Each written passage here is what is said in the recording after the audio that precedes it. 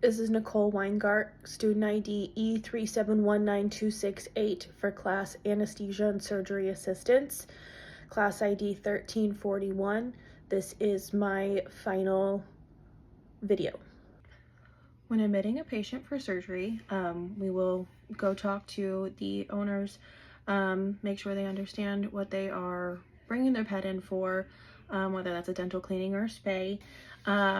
Make sure that all of their information is up to date before we bring them their consent form with the estimated cost.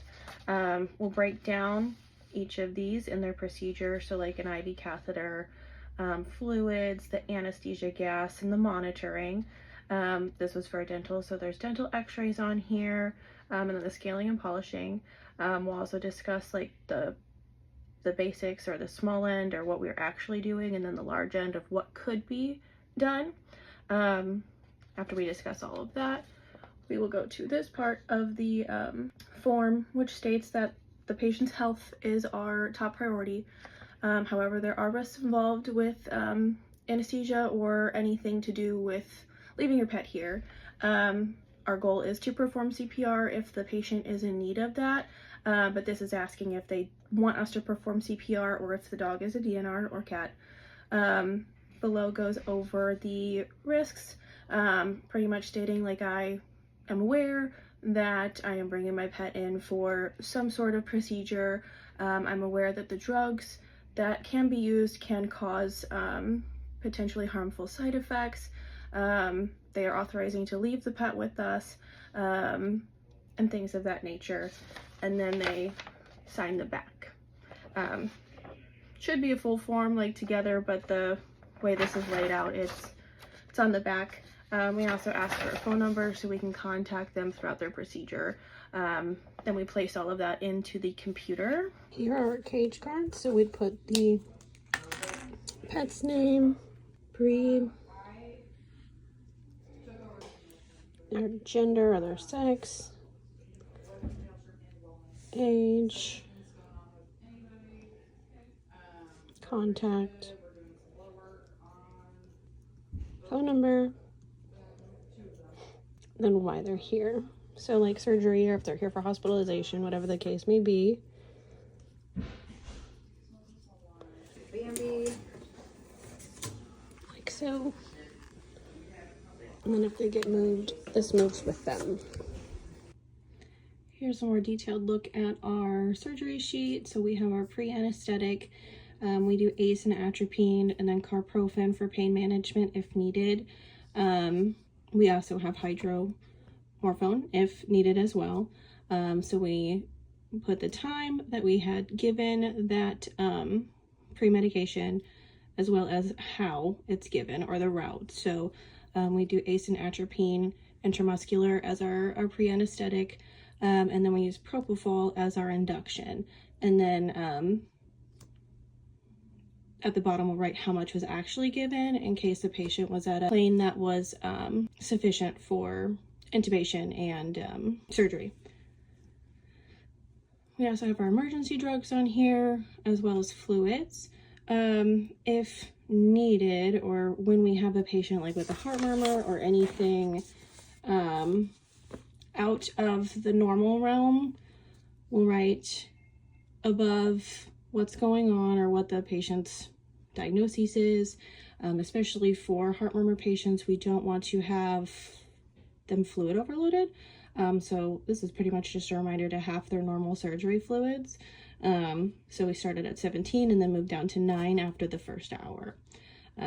Also on here will be like the propofol dose, and then if we are not giving ACE, especially for this heart murmur patient, we will put how much without that pre-med. Is this the best anesthetic protocol? Maybe not, but this is what the doctor wants. Over here is ampicillin or polyflex. Then we have our ending vitals. We should have our return to cage on here, but we have our ending vitals. If we are not warm enough, we will give them heat support and then continue to monitor their temperature until it is at least 99.1. The back of the surgery sheet is a grid. Every 5 minutes is a row, or I guess a column, and then, you know, each row is the amount. So here would be like our oxygen and isoflurane, and then beyond is going to be our blood pressure, our SpO2, our respirations. Each has their own symbol on the sheet. So our oxygen here, isoflurane, so we try to keep everybody at about a 2, unless they're taking the anesthesia a bit roughly, and then we'll drop them down, and we try to keep every patient based on their weight. So like this patient, based on its weight, it was a cat, we would keep the oxygen at 0.5. Then we've got our blood pressure, so systolic, diastolic, and then the mean. Temperature we write down here, because it can get a little cluttered on the page.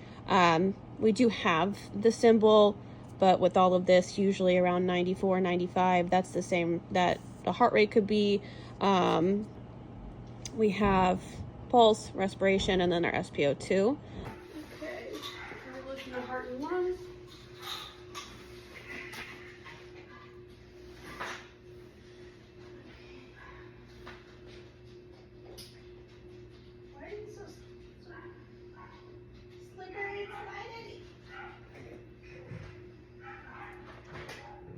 You're sniffing a lot, buddy. Lungs sound good, respirations are 20.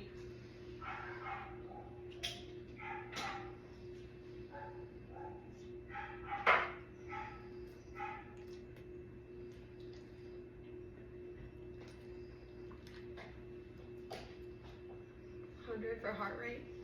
Heart sounds good too. Just check your mucous membranes. Less than 2, moist. Let's get your temp. It's okay, but you're beautiful. Do you need probably studying your 16.9.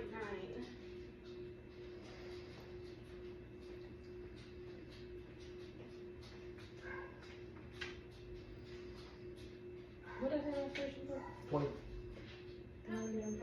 100. 1, 2, 1. Cool. Alright, then.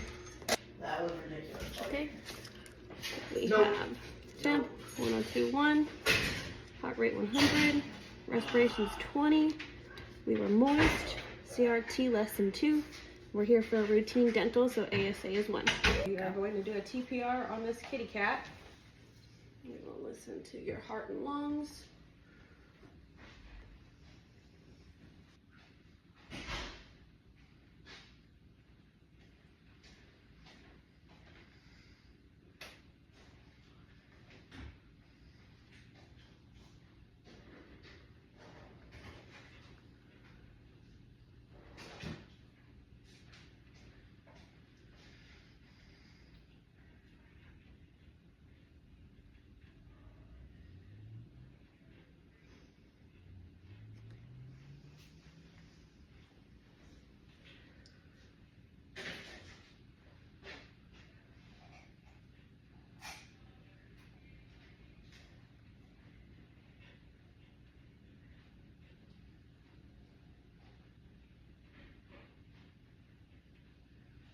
$160 for the heart rate.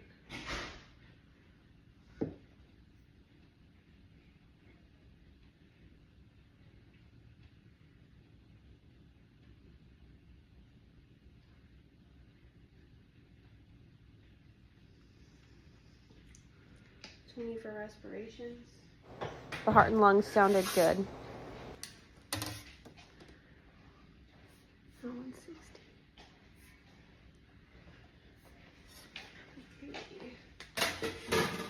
check your mucous membranes.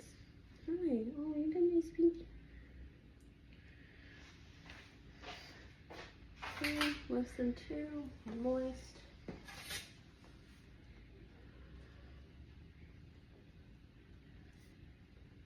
You're just here for a neuter, ASA1.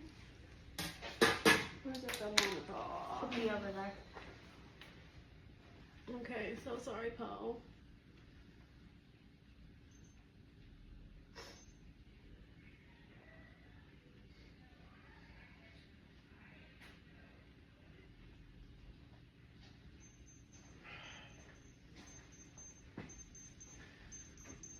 $102.1. Which is normal? Yeah. Medial saphenous. It's okay, Maria. Okay. I know.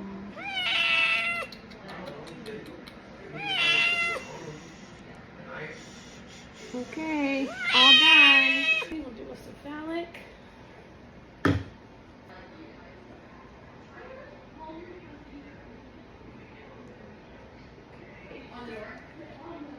It's okay, Mama.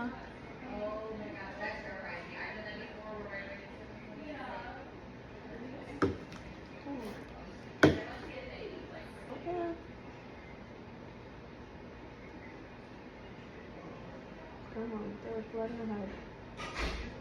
There you go. There we are. Give us the blood.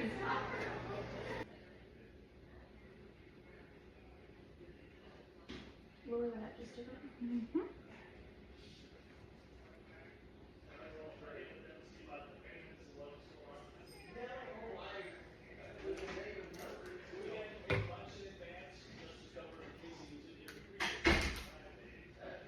Double up.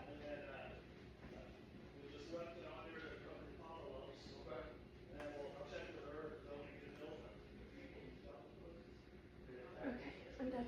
Girlfriend, I'm so sorry.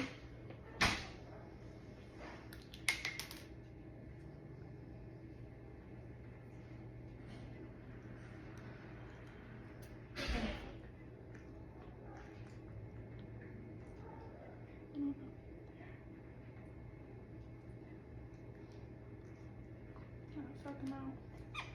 Got them.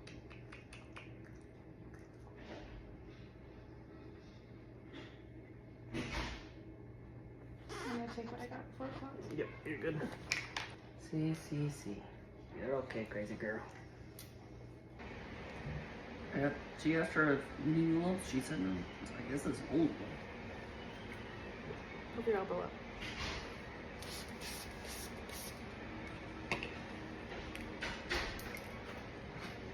And double up. Yeah, I was wondering, do you guys still do injectable glucose for animals? No.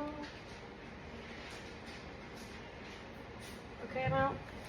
You get it? Yep. God, you're awesome. He So far. actually is, yeah. He looks drunk. He's drunk. Yeah, he's been pre-med. I was gonna say, have you been hugged? You just, oh, look at your little ball. You're so cute. I need a little chi-chi, I think, in my life. Yes, a bobblehead. So Applehead. Look at Right out here. You're right. Before surgery, the minimum databases we would require would be a physical exam within the last 3 months, as well as blood work within the last 3 months, unless there's any abnormalities. And then that may need to be repeated before surgery, or treatment may be needed. We can do those the day of surgery, but it is preferred to do them before, in case there are any surprises, like elevated kidney or liver enzymes or things like that that may stop that procedure while the dog's already here, and then has to go home on some sort of treatment before they can receive whatever surgery they're here for. In the blood work, 3 of the 4 minimum databases would be a blood smear, a total protein, and then a PCV. Urinalysis is also a basic database that is needed before surgery. Before surgery, if we have a kidney patient or a heart patient, those would be evaluated before they go under anesthesia. We want to know what the heart sounds like, if our heart murmur or anything has gotten worse, For kidney related issues, we would do a blood pressure immediately, as well as for heart related issues, just to make sure everything's okay before we anesthetize them. Geriatric patients would also get a blood pressure with our crystal Doppler, just to make sure that everything is a-okay before we anesthetize them. If a patient has abnormal labs or an abnormal physical or in emergencies, x-rays may be needed for like enlarged hearts, any internal concerns like splenic tumors or things like that. Bladder stones would also require x-rays. This would all be ordered by the doctor before surgery. So we should have a general idea of what is needed before surgery. As mentioned, our pre-anesthetic protocol is to use ACE and atropine unless there are any heart-related issues or the patient is a bit old or geriatric, in which that'll be discussed with the doctor, and we'll discuss a different anesthetic protocol. Acepromazine is a tranquilizer. It does help sedate the patient and reduce stress. Atropine is an anti-chlorogenic, and it blocks the parasympathetic nervous system and prevents bradycardia. It also reduces salivation before intubation. So that's what we use. If pain relief is needed, we do a lot of dentals. We use carprofen. If severe pain relief is needed, we also use hydromorphone. For induction, we use propofol. That would be used more because it has a short half-life, but it does have quick sedation effects once administered and quick recovery. In cats, we use ketamine, midazolam, butorphanol as our induction. We try to do that IV and then immediately intubate. Some spicy kitty cats may need that mixture injected IM if we're not able to safely place an IV catheter. Ketamine provides sedation, and the butorphanol provides pain management if needed, and then we also use Zorbium for extensive surgeries. This is our controlled substance log. We go to the page that we are logging. We'll start with the Zorbium or transdermal buprenorphine. I have the patient's chart up so we can log our address and everything. Here is our page. So we'll write out what we've prescribed or dispensed.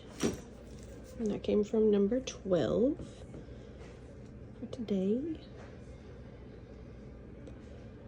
And then for patient name, we do last name, then first name.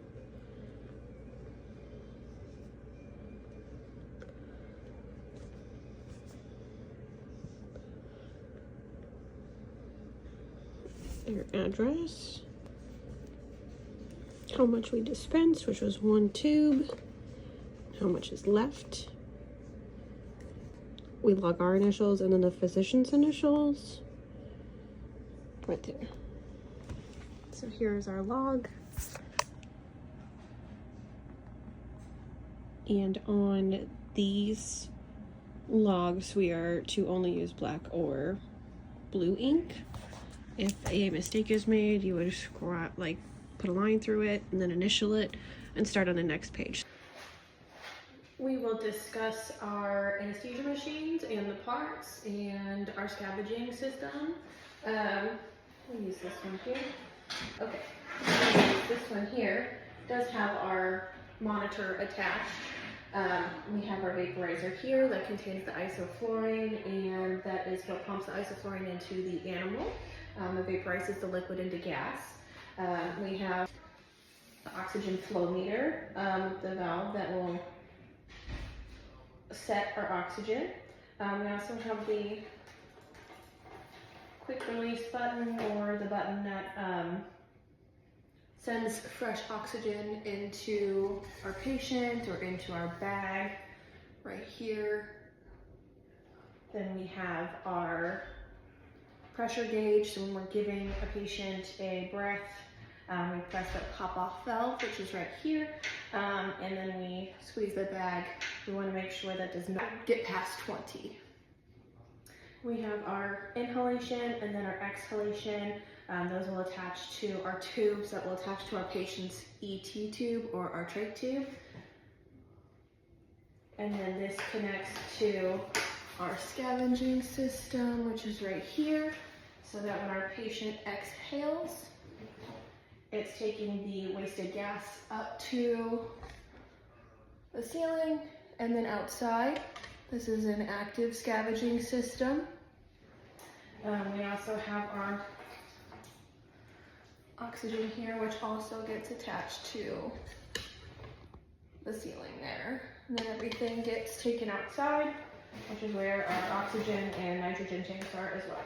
All of our anesthesia machines are rebreathing, which means that the patient will rebreathe the oxygen or the gases that it has exhaled after it goes into the soda lime chamber here. Once the oxygen's in the reservoir with the soda lime will absorb the CO2 and then return the O2 or oxygen back to the patient. A non-rebreathing machine is a semi-open machine, which just means that the animal is breathing fresh air the whole time. Okay, oxygen is kept in here. This is our oxygen tank. The beginning of the day. We'll turn it on. We are going to do a leak check on our anesthesia machine. We already have tubes attached in the bag. Right now, make sure that the oxygen is completely off and that the relief exhaust is completely closed. I have the tube plugged with my finger, trying to get it as tight as possible so air doesn't come out. Going to give it some air. Oops, that was a little too much. But we are just watching to make sure that the needle stays where it's set.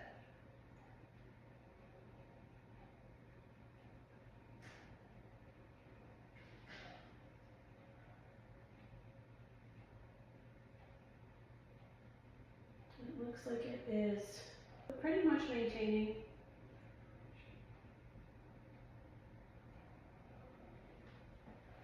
To release, we don't want to let go of the tube. We will open up the exhaust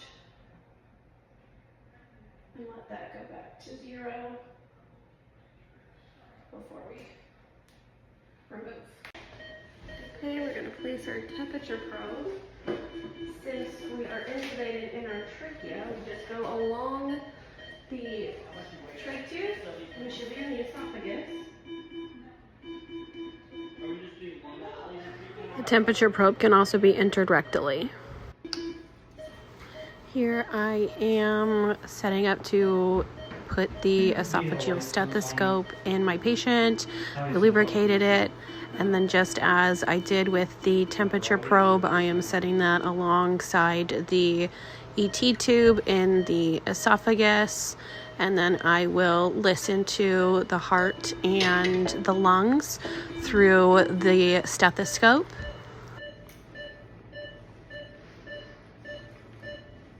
We will discuss what our monitoring equipment is. So here is our ECG leads that tracks the electric current in the heart, which is here. We have our SpO2 probe here on the dog's tongue, and that monitors the blood oxygen, which is here. Capnography, our capnograph is not in service at the moment, but that would attach here, and that monitors the CO2. We also have our blood pressure cuff, which monitors the blood pressure or the pressure of the blood pumping. Attached to the pup's paw, that is here. We have not had a need to use a gastric tube on a patient during surgery, so I'm going to explain how to place that. So we have our gastric tube here, and that would get lubricated on the end here. So that would go into the esophagus and then down into the patient's stomach to relieve gas. If there's any contents, it might come out, but mostly to relieve gas. This would be like the same type of placement as the esophageal stethoscope. That's Dr. Rado. Beautiful. Beautiful work. Here I am shaving the cephalic vein area to place an IV catheter in this patient.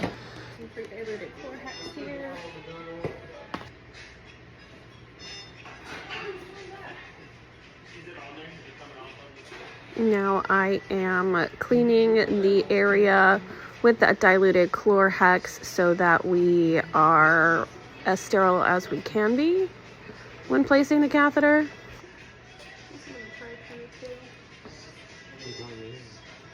I'm just talking out loud because I have no idea.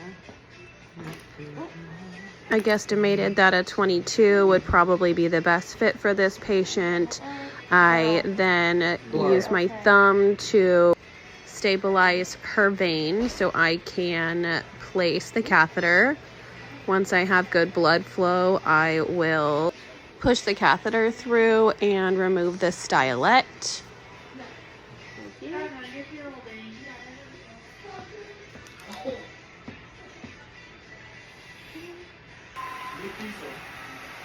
Now I'm taping in the catheter. I currently have the provided cap from the catheter set on the patient while I tape, and then I will switch to the catheter cap that we will use throughout the rest of the surgery. I am recording. Recording for what? Fun?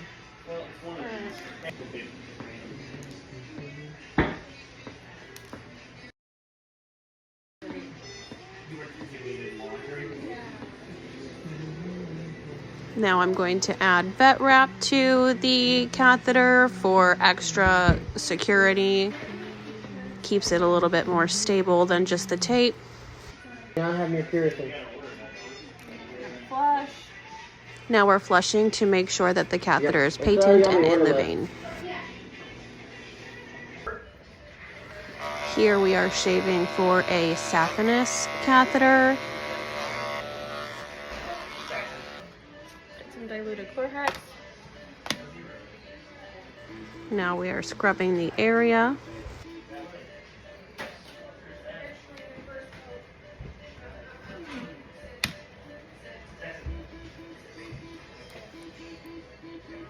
I'm gonna let go real quick. Do you think? I don't think she's going anywhere. Don't do it now. Yeah, what is that? Now I'm using my thumb to stabilize the vein before I poke the catheter in. I'm getting some good blood flow. So then I advance the catheter once I make sure I'm still getting good blood flow. It looked like it had stopped for a second. She doesn't. She didn't like many people. Actually, she's letting me pet her right now. Yeah. Can we keep her like this? Here we're just double checking that the catheter is in and there is flow. I like to make sure I'm accurate with my placement. So that's where I pumped the foot to make sure it was good. Here I am taping in the catheter so that we have it securely placed to the patient.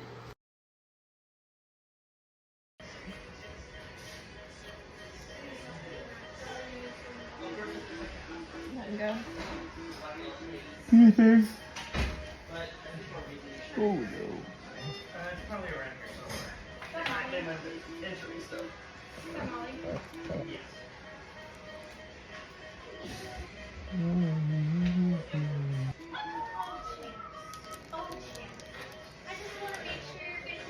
Now I'm placing the injection cap.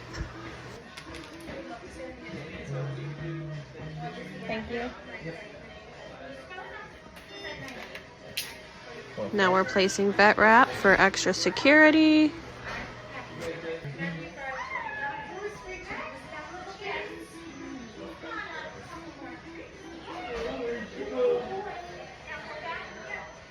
Now we are flushing that catheter to make sure it is patent. We are looking to feel the fluid go through the vein when we flush.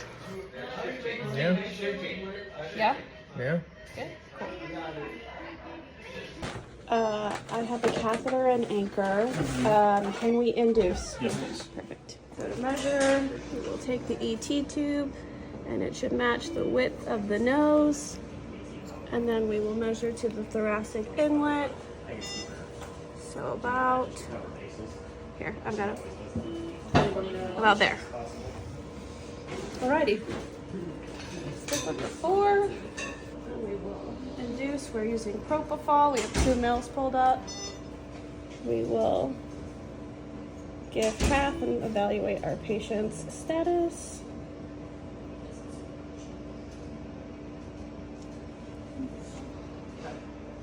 So let's flush and see how we act after that.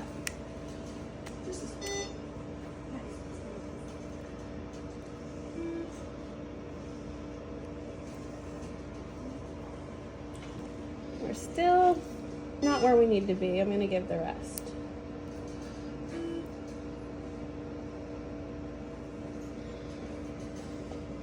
I'll flush again.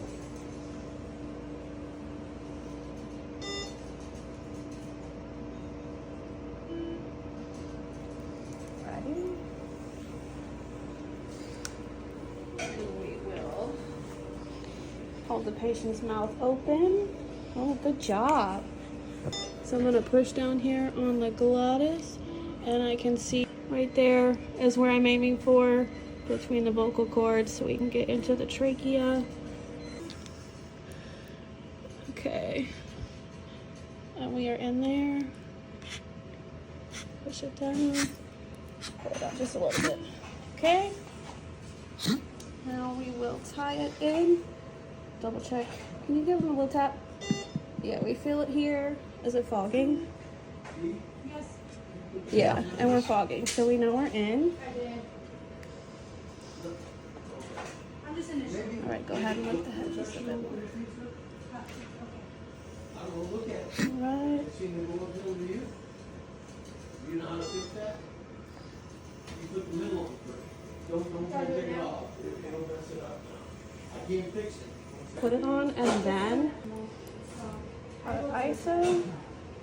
Turn oxygen on. Clindoral. 0.2. 0.2, and then what else did we do? Bonding. Bonding. We're gonna inflate the cuff so we get some resistance, and then wait for it to level out. Negative pressure in the tube there. So we should be good. Let's test it again, make sure we're breathing okay. Sound okay?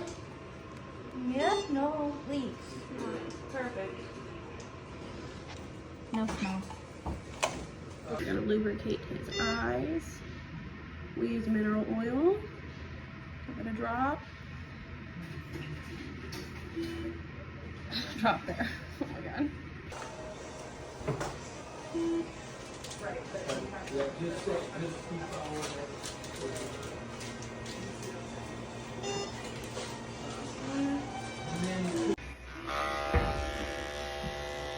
Here we are clipping the patient's abdomen, prepping her for her spay procedure.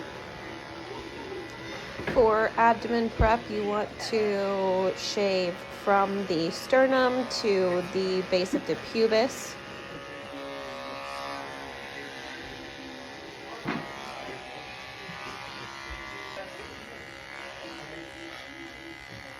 Pretty cute.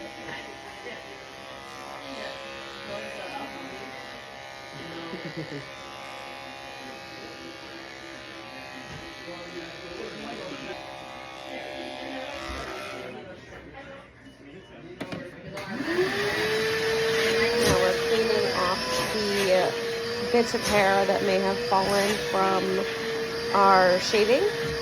And then I believe that the site looks good, so I'm asking Dr. Rado's opinion before we start our first scrub. Spade. We are not. But is it good, or do you want me to shave more?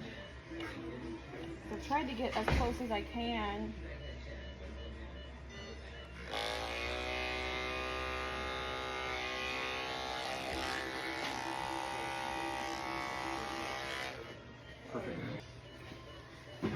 Now I'm starting our first scrub before we move into surgery. I'm doing a bullseye pattern. Eventually we will see my diluted chlorhex that I have for this scrub. The mount.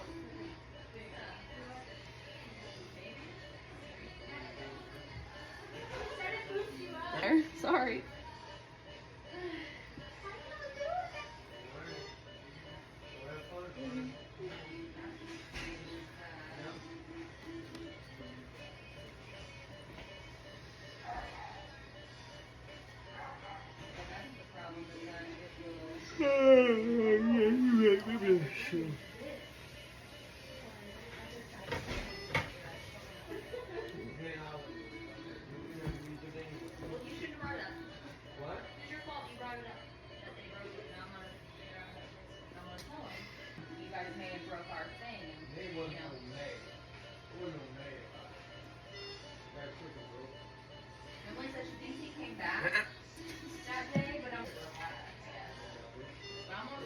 There is the remainder of the diluted chlorhex scrub that I had prepped for this surgical scrub.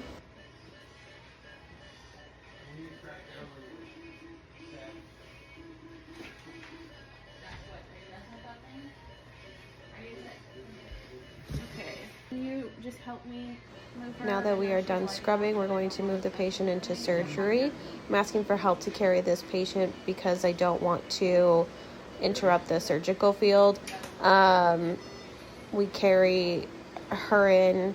I make sure that her legs are out and that her belly is not interrupted or touched by anything. Here we are moving her.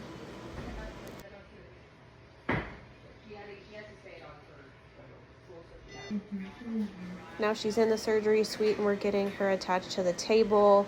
We'll set out the pack and the drape for surgery. Here I am putting on her ECG leads.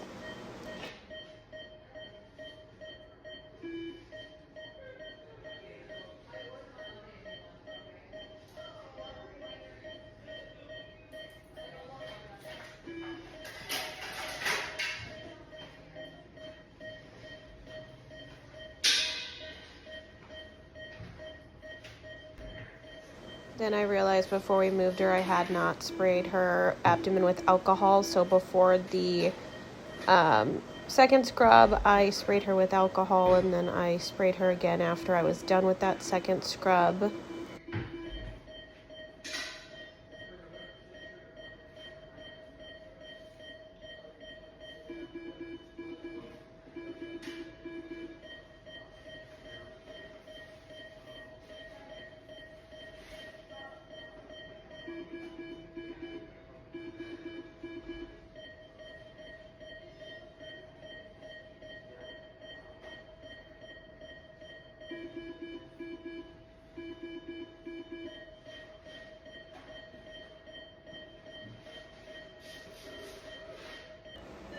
Here I am doing a reading for our patient. First I counted the bag to get respirations. Now I am going to look at our anesthesia. We are on ISO 2. I'll write that on the sheet now.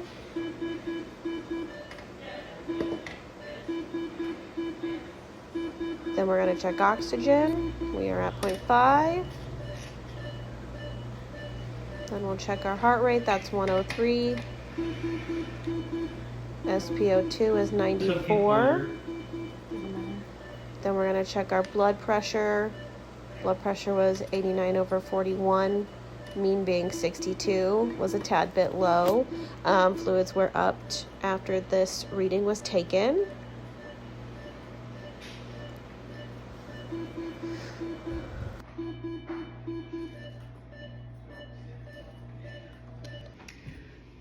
We are going to demonstrate CPR.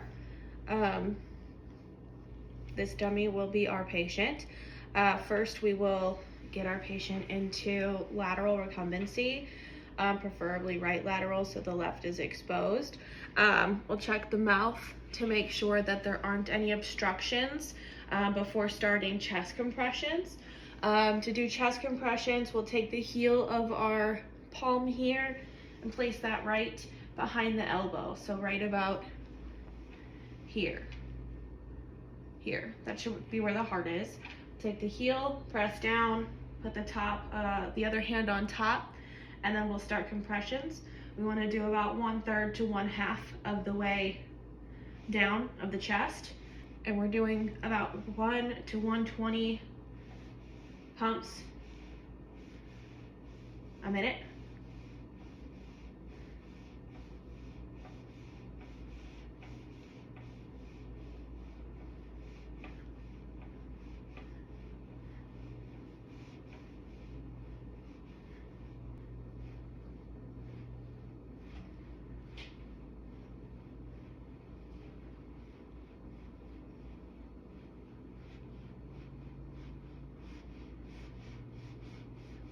After about 3 minutes of compressions, 1 to 3 minutes of compressions, we would give some breaths. We can do that with an bamboo bag or by taking our mouth and placing it over their mouth and giving them a breath, watching for their chest to rise. And that lets us know we're getting the air that we're giving the patient, and then continue compressions. Here's our bamboo bag. This can either attach directly to the ET tube or we can attach it to a mask. So like so. The mask would go against the patient's face like that. Otherwise, like I said, it can go straight into the ET tube. You give long, deep breaths while administering CPR. This would get plugged into the oxygen, either in the wall, directly into a machine. This gets hooked up into oxygen, this here, and then we administer breaths. Now we're preparing to scrub our hands. I'm grabbing my sterile sponge and dropping that into the sink, so I have that when I'm ready to start my scrub. And we're opening up our gown. I decide, no, I don't want to open that yet, so I open up my hand towel and I get that open, so once I'm ready to dry my hands, it's readily available in a sterile space.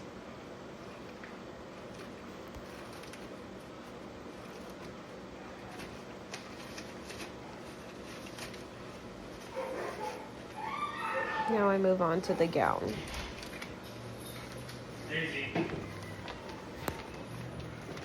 Did I see? Did I put her thing? Oh, it's okay. Come on, Daisy. Ah.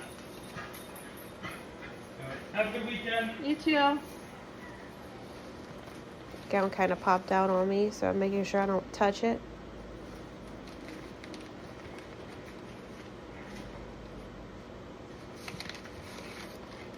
Now I'm setting up my gloves. I put them away from the hand towel and the gown just so that I'm not as cramped with all of my equipment. I don't want to risk the chance of contaminating any of my sterile stuff by being too cramped when I'm putting everything on. Okay, I've prepped all of my equipment. I've got my cap on, I've got my mask on. I'm going to start scrubbing. I've already dropped the sponge and everything, so I'm going to turn on the water. Underneath my nails are already clean. I'm going to take some of our scrub, put it on my sponge, put them on my hand.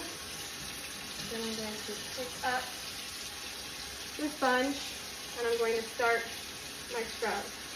We want to do 30 times on each surface.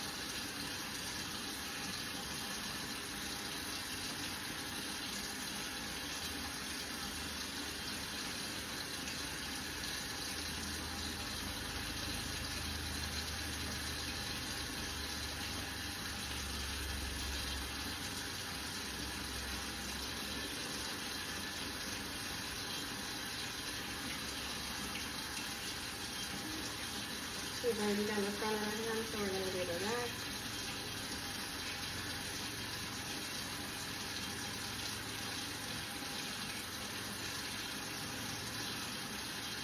And then the arm.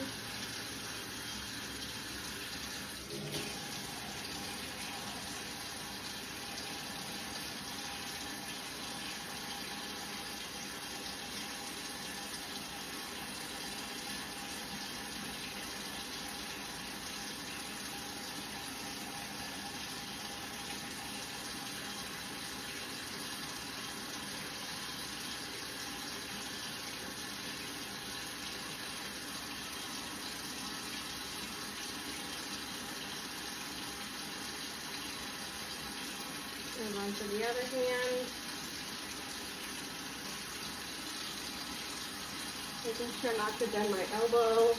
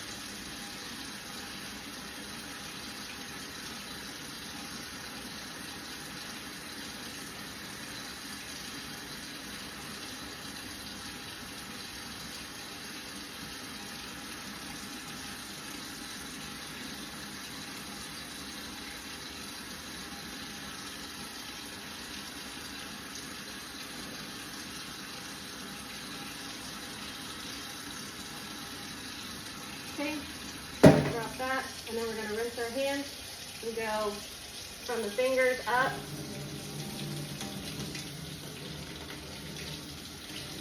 Try not to re-wet ourselves.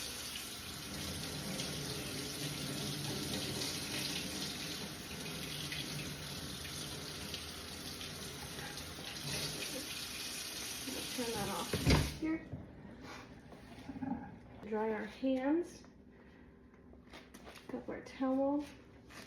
Then we will take one corner and dry one hand.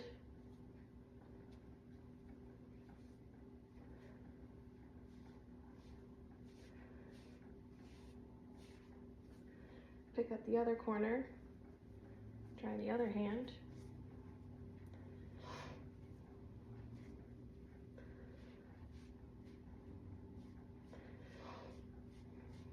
Making sure not to touch myself. Then I'm just going to drop this. Come pick up my gown. I'm going to put it on. So we are going to, like so.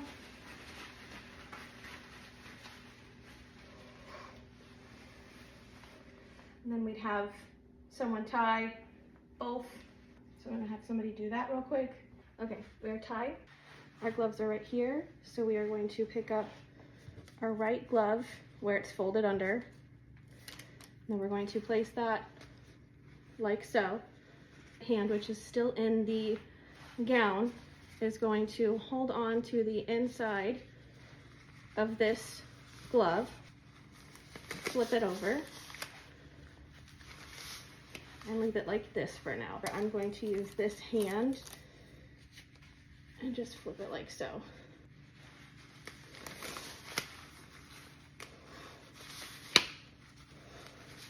And I'm just gonna pull on my gown until I can get my fingers out.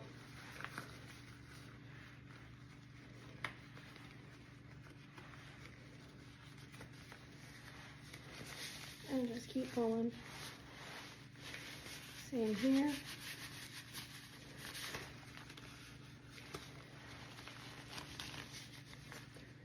Like so. And now we're ready. Here we are preparing our pack for surgery for the doctor. I'm opening the first layer before I scrub and open the second layer.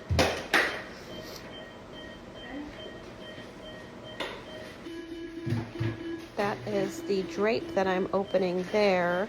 I just want to have it out and ready for when I'm done scrubbing and can place that on my patient.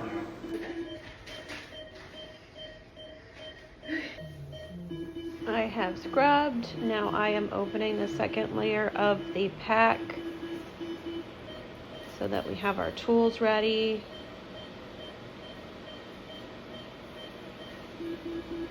I'm making sure not to take my arms and place it over this sterile pack.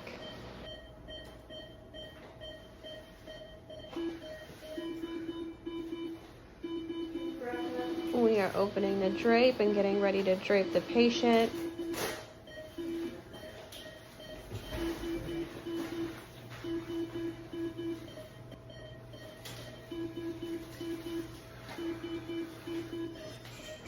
Here I'm opening the drape and preparing to drape the patient, but we don't do this often, so I did want a little guidance from the doctor.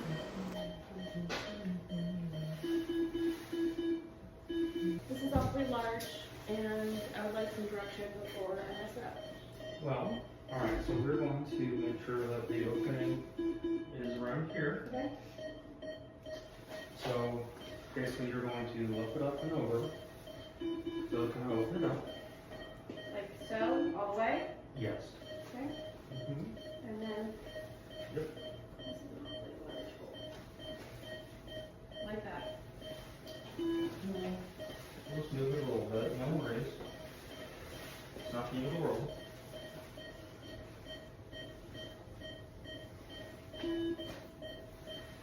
You know, it's great. It starts with an earthquake, birds and snakes and airplanes. Now I am blotting the surgical area so that we have visualization.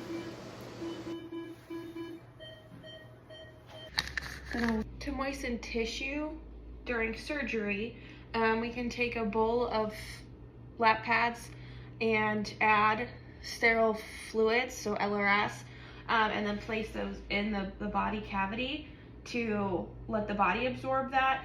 We could also wring out those lap pads to let the fluids enter the body cavity.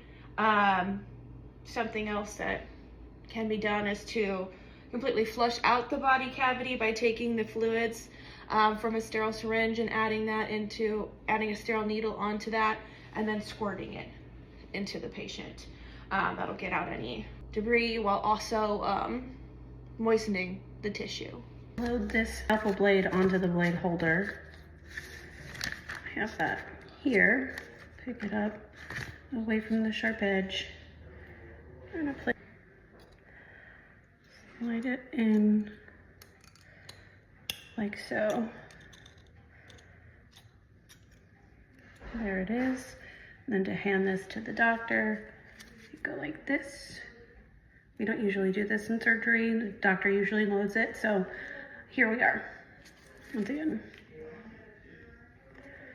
held like this, hand it like this. And then when surgery's done, this comes off, you never touch the blade. that.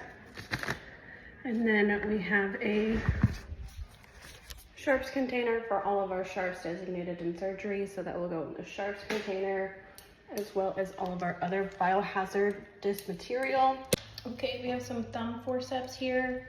These would be held like so, and then to pass them to the doctor, you would point away from yourself or like this, keeping your finger on this rigid area here. So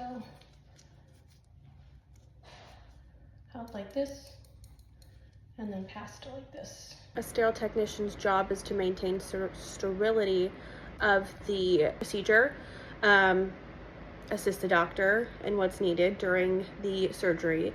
If a glove is to get a hole in it, we would then immediately change our gloves, step back, go out, have somebody assist us in regloving. If like instruments are dropped, then a non-sterile technician would bring new instruments, and those would get cleaned and then re-sterilized with whatever pack they came in. Here I'm in a feline spay, currently taking some vitals, and I will repeat that every 5 minutes, checking the oxygen.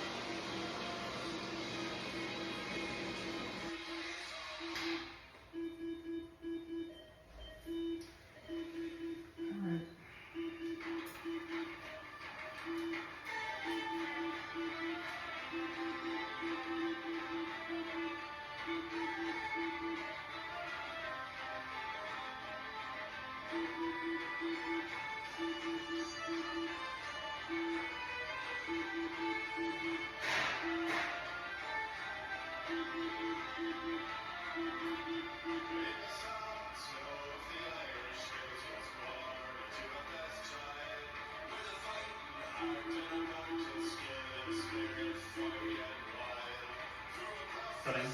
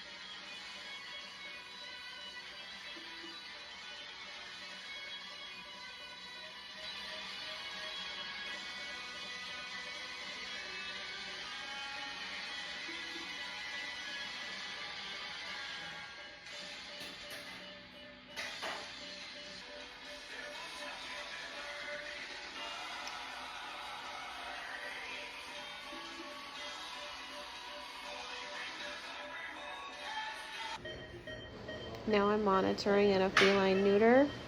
Once again, when monitoring, we do that every 5 minutes. We're checking heart rate, respirations, double checking the anesthesia that our patient's on, oxygen that they are receiving, and heart rate, SpO2, blood pressure.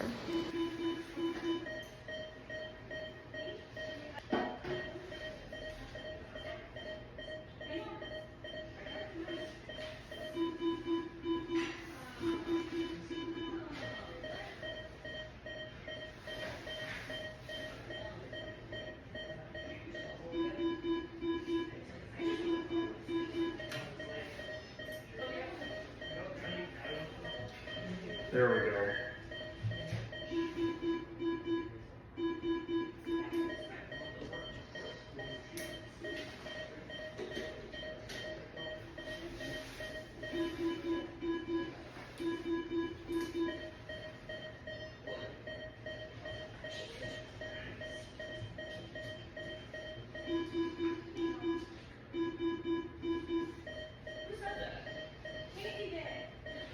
The pain in the ass part is Now we are in a canine neuter. We are monitoring once again, checking all of our vitals every 5 minutes while the procedure is occurring. checking heart rate, respirations. We're double checking the anesthesia. Right there I was counting breaths just to get a respiration rate. So you take the amount of breaths that the patient is doing in 15 seconds and multiply that by 4. Now we're in a K9's bay. Also monitoring. Right there I just double check the oxygen. We will monitor every 5 minutes until the procedure is over. No, you can go. Do you want me to just clean? Yeah. Okay.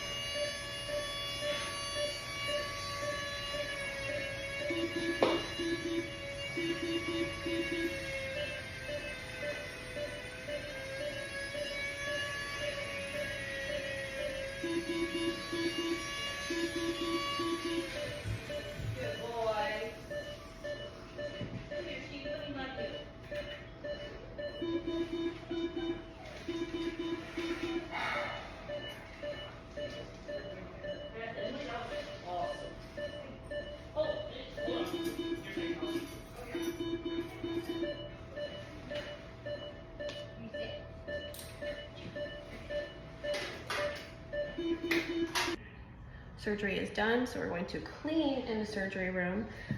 We start by removing all debris off of the surfaces. I'm going to take some alcohol and a paper towel. Make sure everything's clear of debris.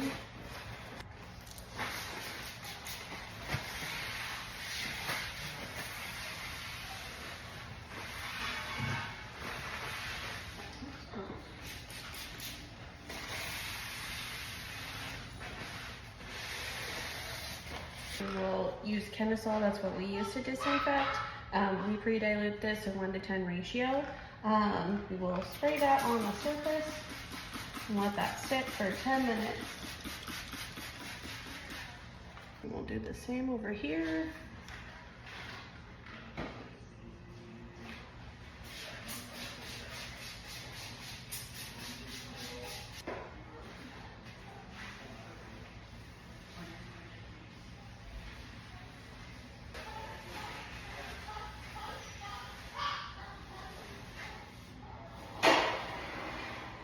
This table also has one of these, so we're going to do the same here.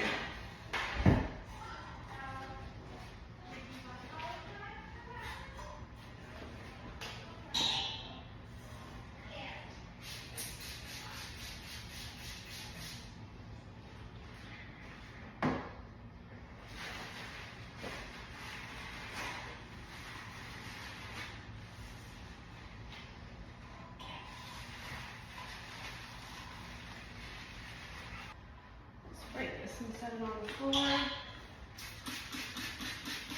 And let that sit.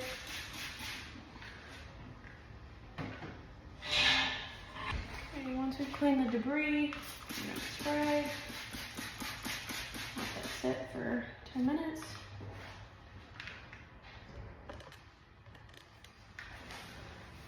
So the insert for here.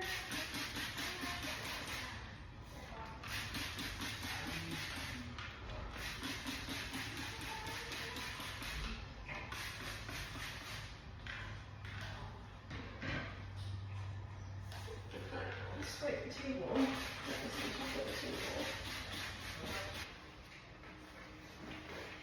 We're also going to clean the debris off the bottom.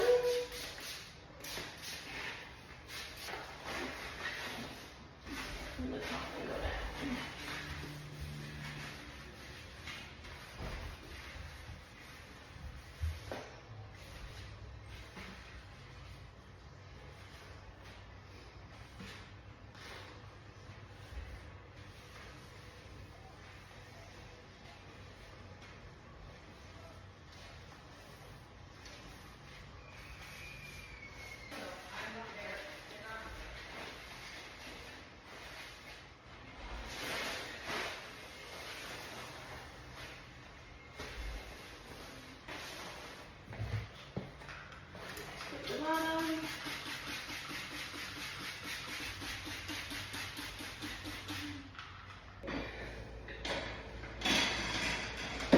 these machines live here. If they get moved out and then brought back in, they get sprayed down. But since they are currently here, we're going to spray those as well.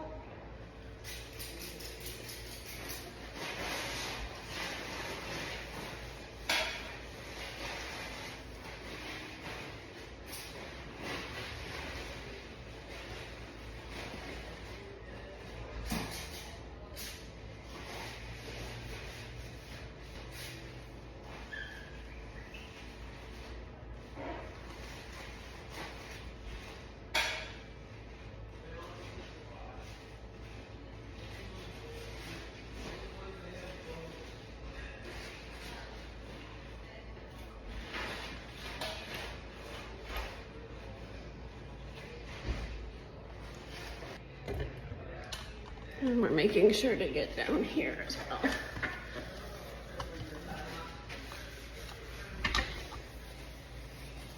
We have 2 machines that live in here, so I'm going to clean out this one as well.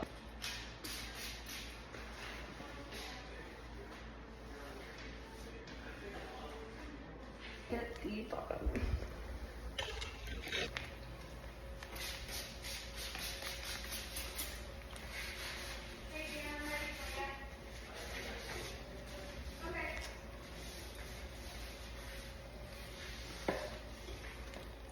Okay, and then both of these will get sprayed with the Chemsol.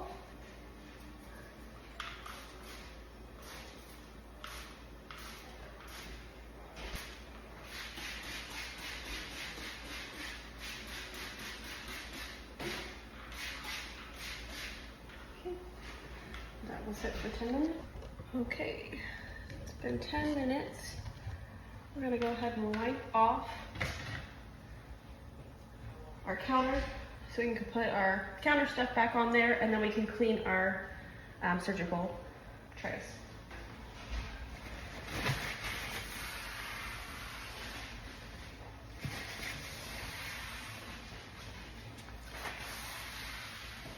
These never make surgery. They live here. Go to the table. It's also been 10 minutes on that.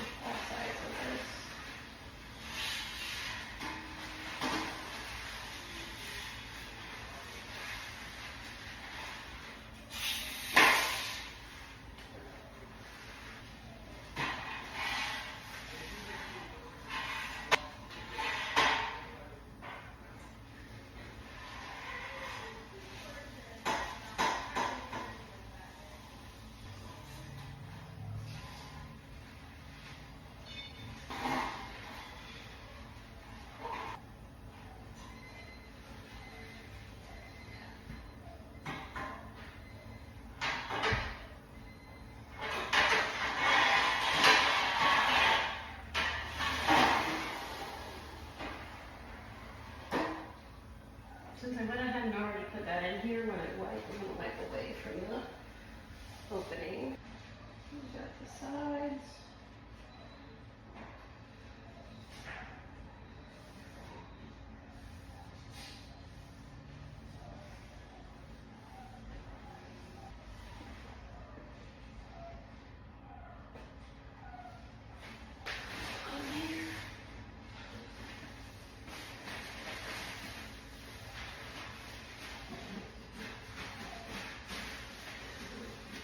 To our machines.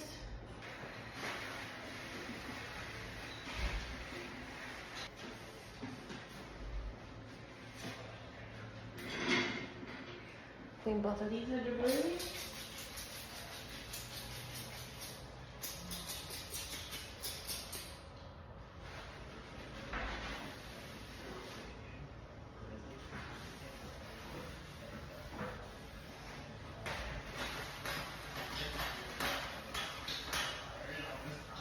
Bottoms of our tray.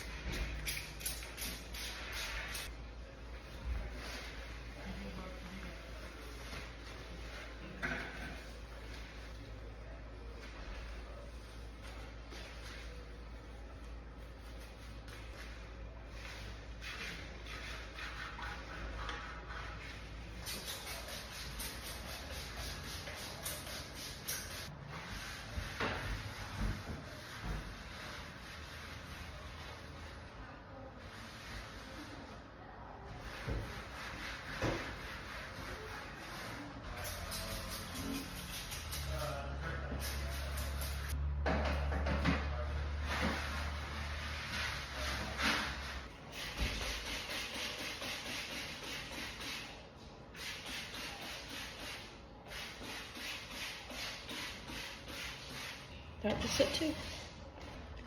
Now we'll spray both tray, top and bottom.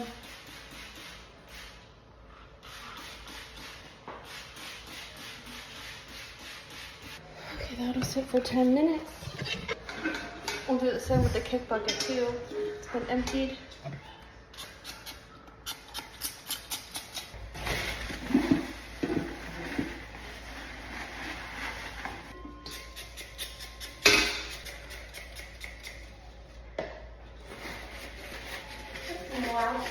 You got this.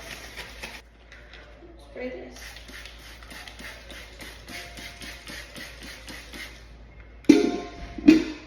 And 10 minutes on these trays. Clean the top and bottom.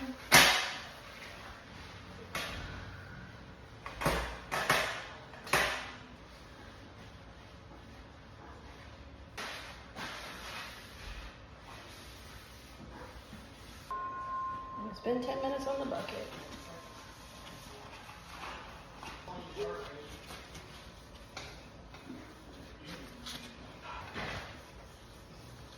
And lastly, we will do our light.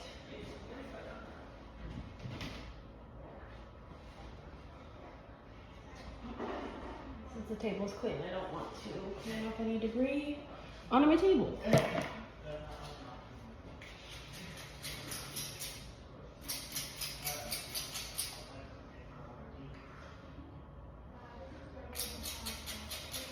I don't want to spray directly onto the light.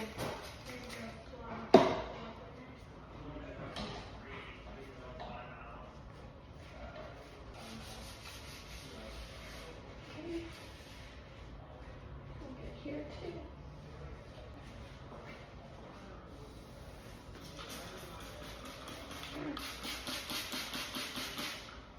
We'll also do the door. I'm going to do the inside because the outside is always not sterile. I will clean it, but I know this one for sure needs cleaning.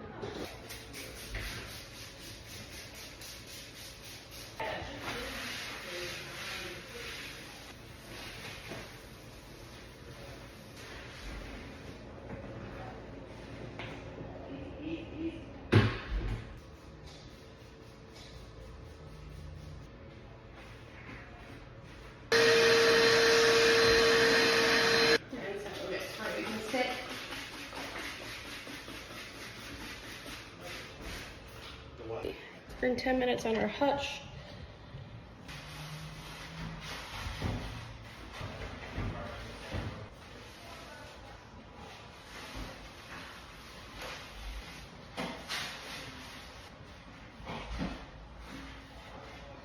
Now the door is ready.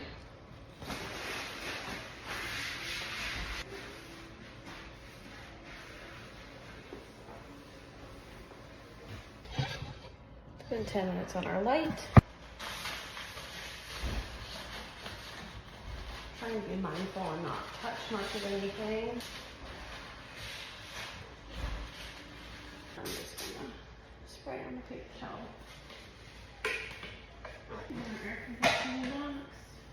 Now we will start on the floor. Since a lot of stuff lives in here, it's a lot of shuffling.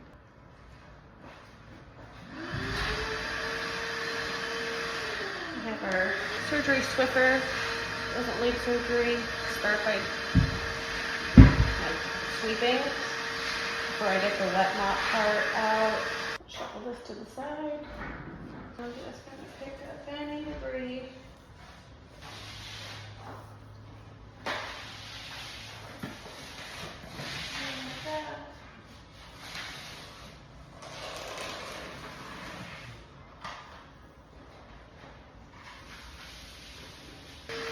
Trying to go in the same swiping pattern so that once again if there's any debris or anything, I'm pushing it into this pile.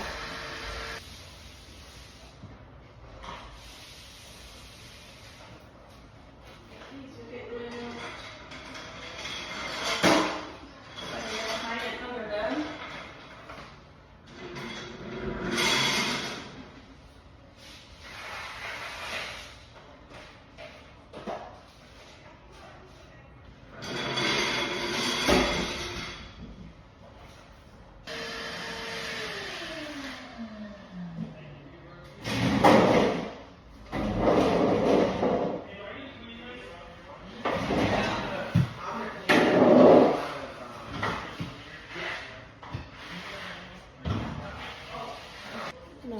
with these.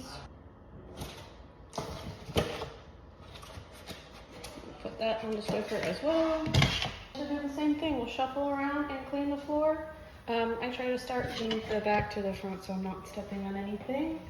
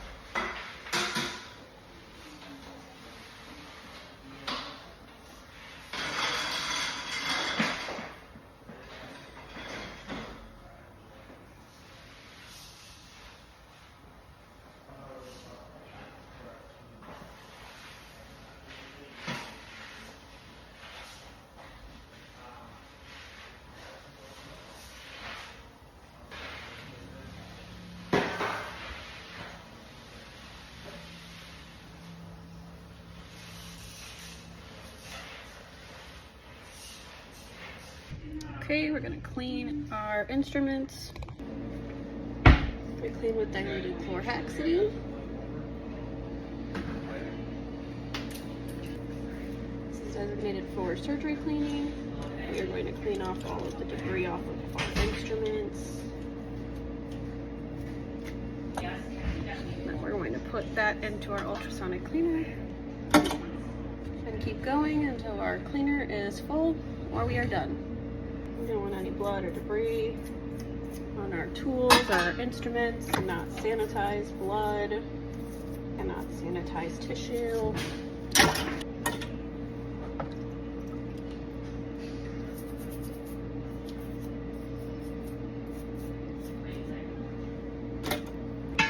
Put the lid on the ultrasonic.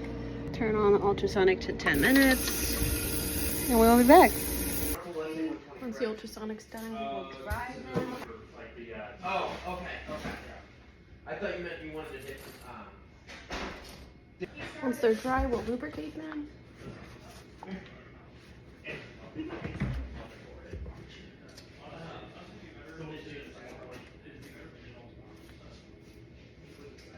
Both sides.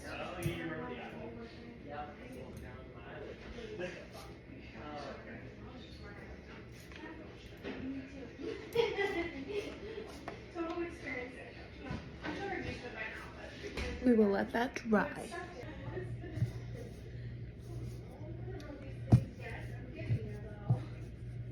Take some clean. Okay.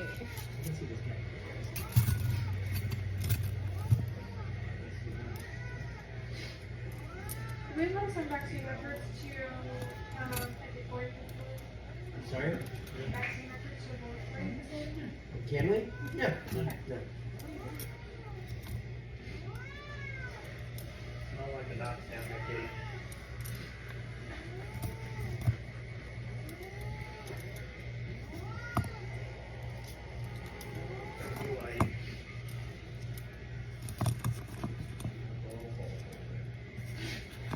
And where's the other two? Was this one?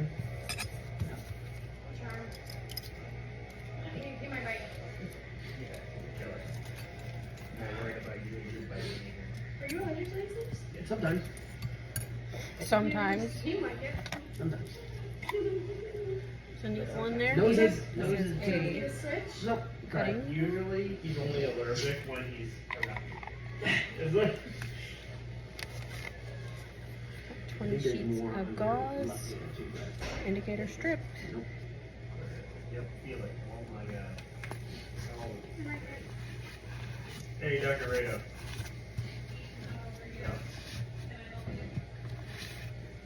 There's multiple work spots. What is this?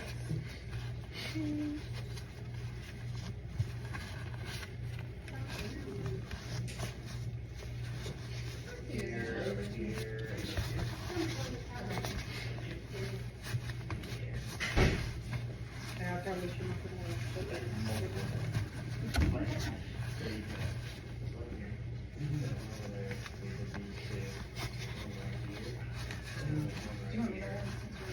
No, it's okay. First appears done.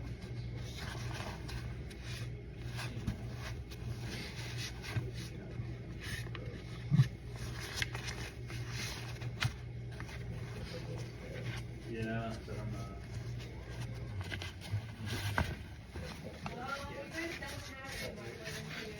No. I'm not.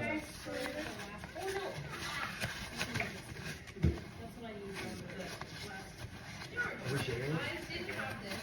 I'm not gonna use it. The other spots. Tape on there.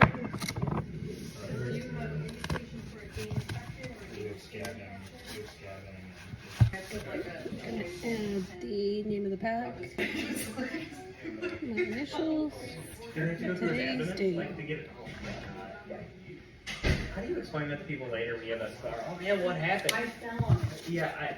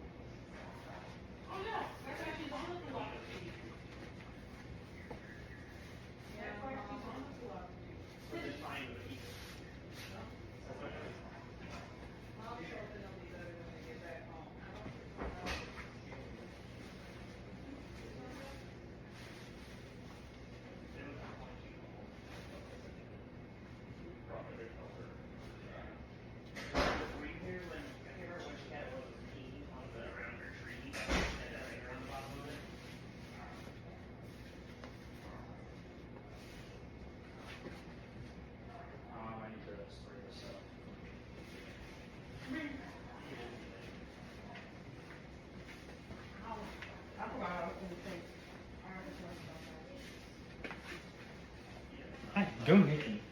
She does the best work of all time. We love Nikki. Nikki is so good. Do you know where there is?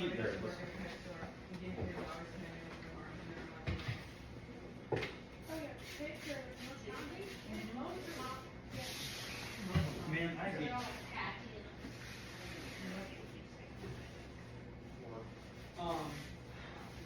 What did I do?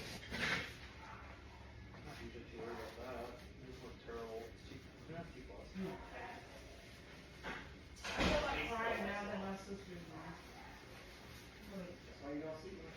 I'd be so excited if your family at all did not say that. Can I borrow your camera? I'm gonna grab that. Can you do me a favor and have her look at the journal fast, see what she thinks? But we're gonna hear, this isn't a chart one. Okay. This is just a, hey, come in, we're gonna check it out and see how it works. Can you try that in a second? I told her to help her. Because our grandma is there. I was like, that's where my grandma is. It's you and me. So that's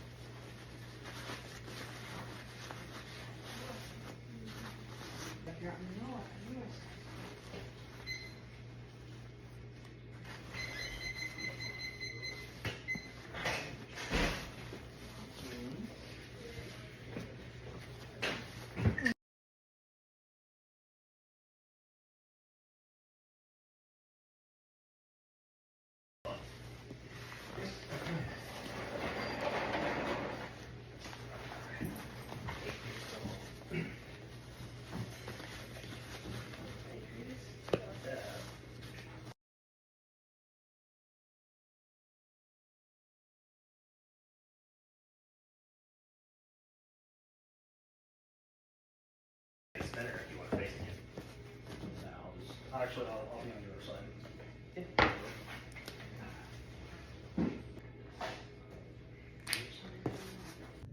We are going to pack the autoclave.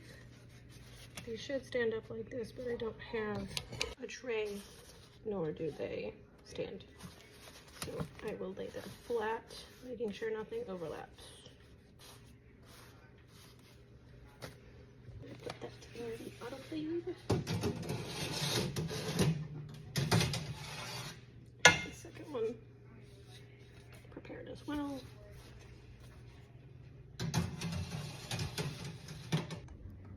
Fill. Wait for the water to get here.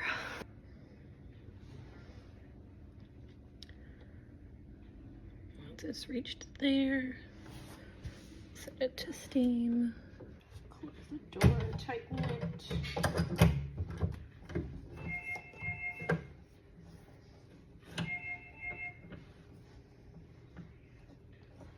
And the autoclave is cold, so we're going to set this to 273 for 45 minutes. We keep a chart above the autoclave for maintenance. So every day we clean a door gasket. Weekly we clean the air jets, descale with chamber bright, take the tray and the tray holder out and we clean that as well.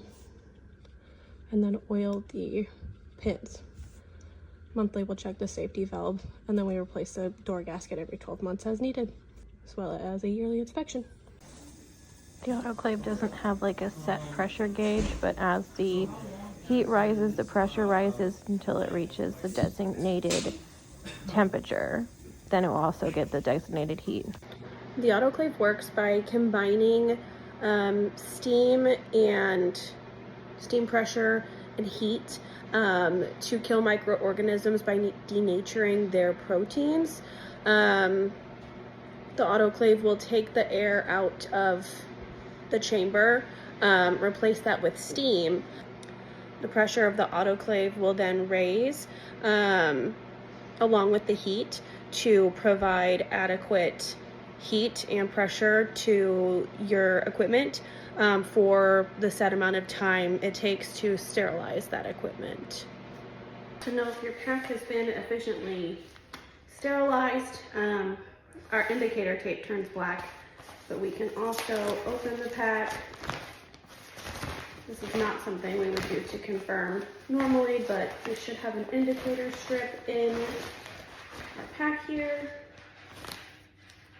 That has changed from the white O and the K here. Everything's black. Here's what our tape looks like before it's sterilized, and then afterwards it's black color. And then our indicator strip looks like this. When sterilized, looks like that. So that's how you know that your pack is sterile and ready for surgery. Okay, we're gonna do a suture removal. Okay, so we're looking to make sure our incision looks good, so we're not red, there's no oozing, swelling. Got suture scissors here. This end cuts the suture. You scratch it just a bit? I know. Hold on.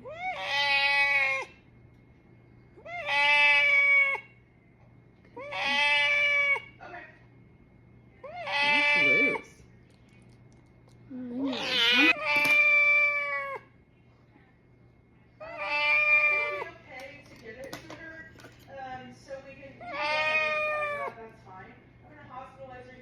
Okay. I recorded another suture removal so we can get a different angle. So we're a little dirty, but we look pretty good. So I'm gonna pull these. You can see here I'm pulling up on the knot or the suture so I can put the suture scissor underneath it and snip those sutures off. Okay. Yeah, absolutely. We have a lot of patients that come in or are doing them at home, right? Because that's the most common thing that we do for cats, right? And cats and kidney disease can live a really long. We're often for the kids. I just need to stretch the cat. Prescription kidney. Yeah, I mean.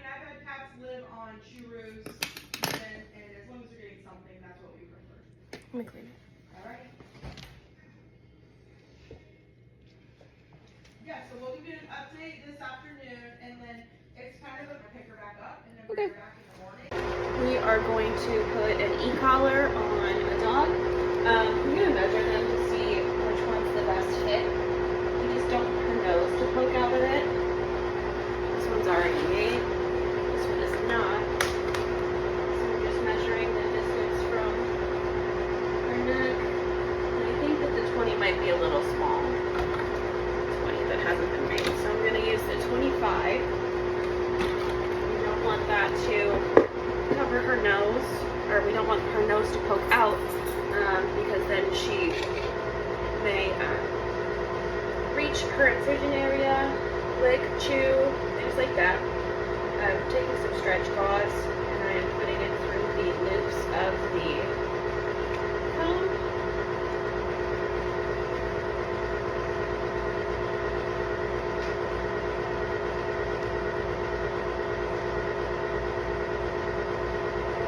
Extra so we can tie. Scissors.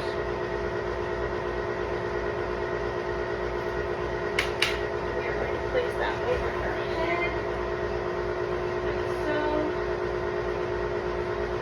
Then we're going to tie it. We want this to be tied like a collar, so you want to be able to put 2 fingers over it, but you do not want to be able to pull it off over her head. This, I'm going to test it. We are good. We are good. During discharge, you would explain the procedure that happened. For example, my dog just had a spay. During that spay procedure, there's a incision in the abdomen. So we want the patient's family to monitor the abdomen at least twice a day for any excessive swelling, oozing, redness, or hot to the touch. If any of that is to arise, we want to see the patient immediately. That night, we want the patient to eat small amounts when they're ready. We don't want them to be forced to eat because anesthesia can make us nauseous. The patient should have restricted activity until sutures are removed. So at least 2 weeks. They should just be leash walked to go potty outside and then right back in. The patient may be uncoordinated on their feet from anesthesia, so we do let them know that they may be uncoordinated and ask them not to leave them unattended around stairs, ledges, things that the animal could lose their balance and fall off of. If they do have to leave that patient alone tonight or that night, we ask that they enclose them in a crate, in a room by themselves where they're safe or something of that nature. They were also intubated for the procedure, so the parents may notice a slight cough. If that cough lasts longer than 24 hours, we want to reevaluate the patient's trachea. And then we schedule the suture removal for 2 weeks, or let them know if their schedule isn't available at that time, that a suture removal needs to be scheduled in 2 weeks, and then we set up a follow-up to call if we haven't already scheduled that. When discharging, we will also go over medications, when to give them, and potential side effects. Most medication that is prescribed is an antibiotic and carprofen. Both can cause vomiting and diarrhea. With cats, we're not necessarily sending home medication, but we do warn them of the potential side effects of Zorbium, being behavior changes, mostly either hyperactivity, change in demeanor, sudden aggression, sudden acts of affection. Mostly behavior changes are the common side effects with Zorbium. I'm Dr. Brian Ryder, working with Nicole Weingard. She has put a video together and finishing up on her surgery procedures, techniques, and thought it looked great. She'd been doing it for a while, so she should be wonderful. Thank you.